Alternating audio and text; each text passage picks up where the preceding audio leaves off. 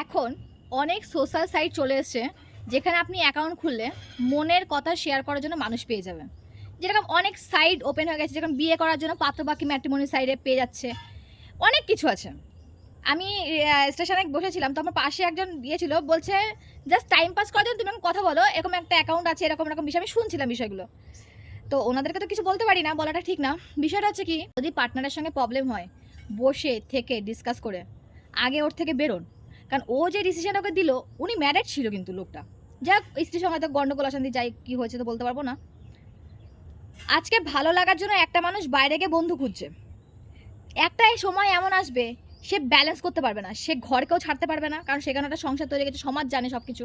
আর যে বাইরে যে মেয়েটা বা ছেলেটাকে ধরেছে, ওর প্রতি একটা কানেকশন তৈরি হয়ে গেছে, এটা শারীরিক হতে পারে, টাকার একটা ডিমান্ড হতে পারে, ফিজিক্যাল, মানে যা হোক, বা ইমোশনাল, মেন্টাল, মানে এক একটা মানুষের এক একটা ডিমান্ড থাকে, ঠিক আছে।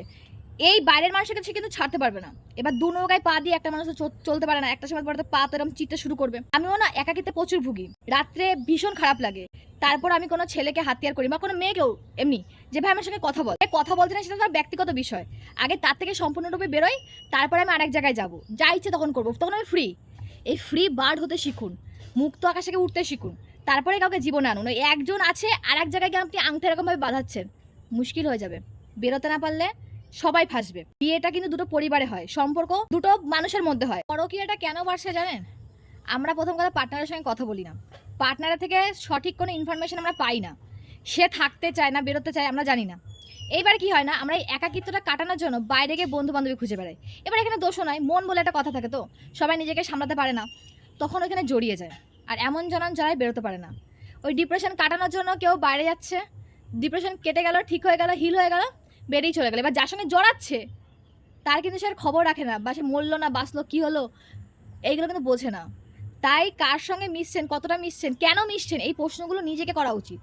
যে আমি কি একাকিত্বটা কাটানোর জন্য করছি, না আমার পার্টনারের সঙ্গে গন্ডগোল অশান্তি হচ্ছে, তার জন্য একটু মুভ অন করার জন্য আমি বিষয়গুলো করছি।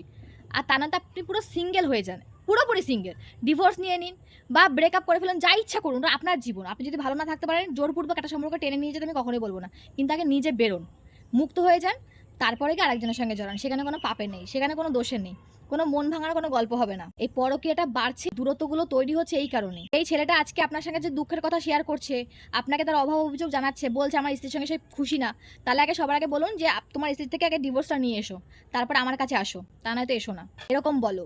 ক্ল্যারিটি দাও, তুমিও পরিষ্কার থাকো, তাকে পরিষ্কার রাখো, জড়িয়ে পড়লে মুশকিল।